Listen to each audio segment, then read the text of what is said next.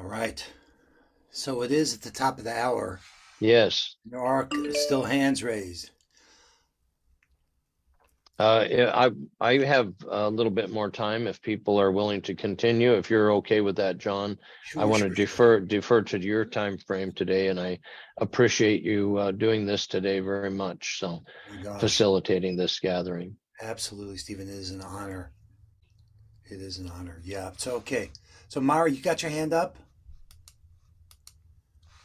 Yeah, I feel like this is really important, and that's why I wanted to bring it up. And I think some of us know this, but just in the last few years, the Catholic Church had a legal battle against Remuva, which is a Slavic indigenous pagan group, because they didn't want to allow them to become a religion. So it's not like the tune has changed.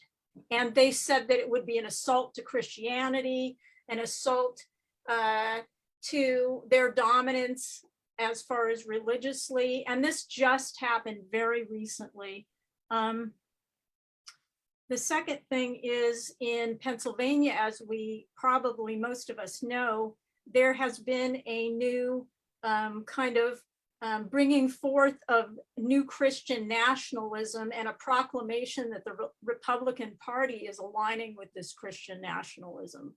So I think if we look at the fact of the church leader coming over here as an example and making an apology, the only way you can really, for me, say an apology is real is if everything changes.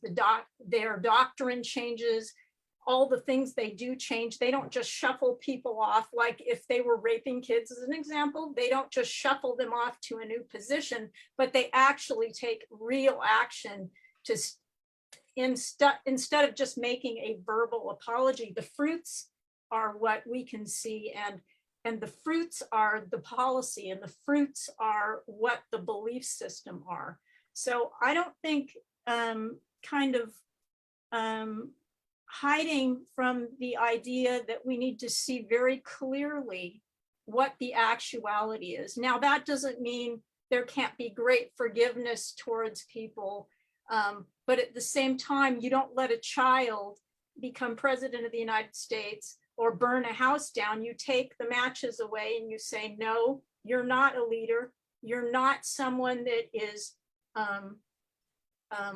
exhibiting these incredible spiritual principles. You're not acting in this way. So we do not give you energy or feed the idea that you are that leadership, because it is obviously not happening. So I think the more we can really see with our eyes as to the truth of the situation, where people are at and where their understanding is at, and then act accordingly, and then act in consort together, and form coalitions where we can start understanding how to recreate this world, because capitalism itself is based on this. Capitalism is land grabbing, then selling land back to the people, then mortgaging you to death, and creating rules and laws so you can't make your own housing and do different kinds of things.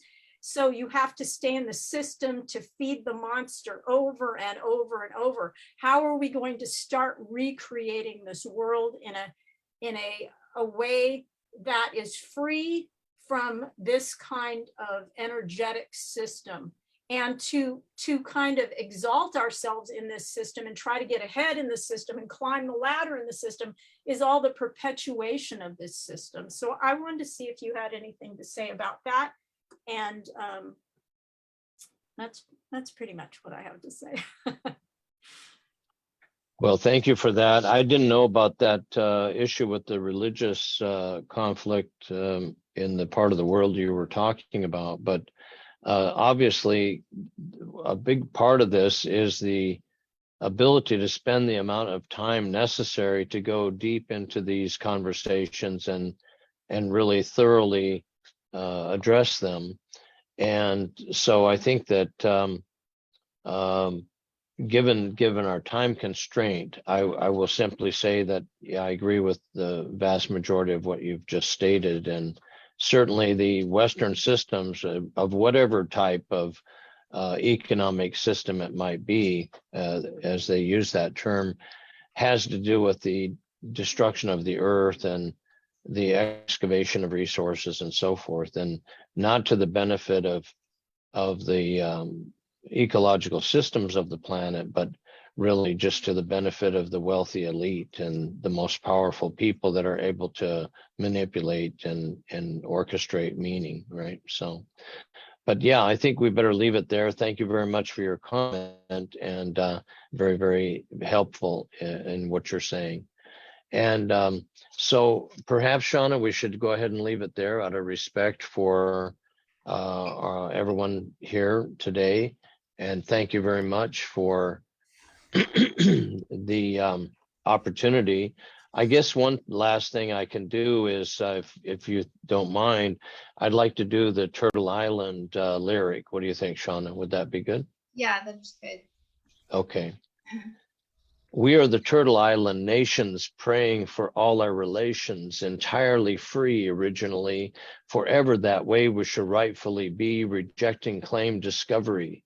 They say they discovered our lands and our lives. We all know that's nothing but lies, with a colonial design to dehumanize. You can't discover another nation's home with permission from a pope in Rome and rightfully impose a Capitol dome. Kings, queens, and potentates, bearing symbols of church and state, claimed a right to take that was nothing but fraud. We're sustained by our spirituality and our abiding reality. So they've tried to destroy our sacred sites and ceremonial places, but we've held tight. They're never going to erase us from this blue orb of day and night with living waters and sunlight. We pray for all the elements of life. We are the Buffalo Nations, praying for all our relations, entirely free originally, forever that way we shall rightfully be, rejecting assumed superiority.